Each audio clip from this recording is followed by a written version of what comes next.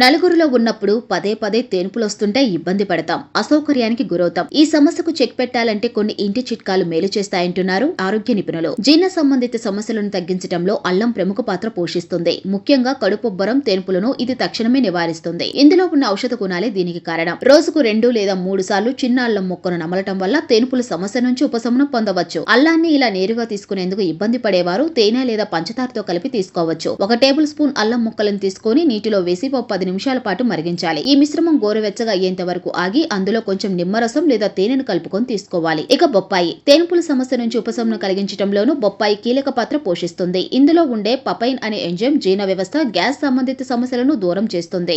పెరుగులో ఔషధ గుణాలు ఎక్కువని పలు పరిశోధనలో రుజువైంది. ముఖ్యంగా మనం తీసుకున్న ఆహారం సులభంగా జీర్ణమై కడుపు ఉబ్బరం వంటి సమస్యలను దూరం చేసే మంచి బ్యాక్టీరియాను ఉత్పత్తి చేయడంలో పెరుగు సమర్థవంతంగా పనిచేస్తుంది. ఈ క్రమంలోనే పెరుగుతో తేన్పుల సమస్యను కూడా త్వరితగతిన తగ్గించుకోవచ్చంటున్నారు నిపుణులు. దీన్ని ఆహారంలో భాగం చేసుకోవడం వల్ల జీర్ణక్రియ పనితీరు మెరుగుపడి తేన్పులతో పాటు ఇతర పొట్ట సంబంధిత సమస్యలను కూడా నయం చేసుకోవచ్చంటున్నారు. సోంపు గింజలు. భోజనం తర్వాత సోంపు గింజలను తీసుకోవడం చాలా మందికి అలవాటే. దీనివల్ల తీసుకున్న ఆహారం త్వరగా సులభంగా జీర్ణమవుతుంది. అయితే తేన్పుల సమస్యను తగ్గించడంలోనూ సోంపు ప్రభావవంతంగా పనిచేస్తుందట. జీర్ణక్రియ సాఫీగా జరిగి కడుపు ఉబ్బరం, తేన్పుల వంటి సమస్యల నుంచి ఉపశమనం కలుగుతుందట. 1 కప్పు నీళ్లలో బరకగా దంచుకున్న సోంపును వేసి కాసేపు మరగనివ్వాలి. ఈ మిశ్రమం చల్లారిన తర్వాత తీసుకుంటే తేన్పుల సమస్య నుంచి విముక్తి పొందవచ్చు.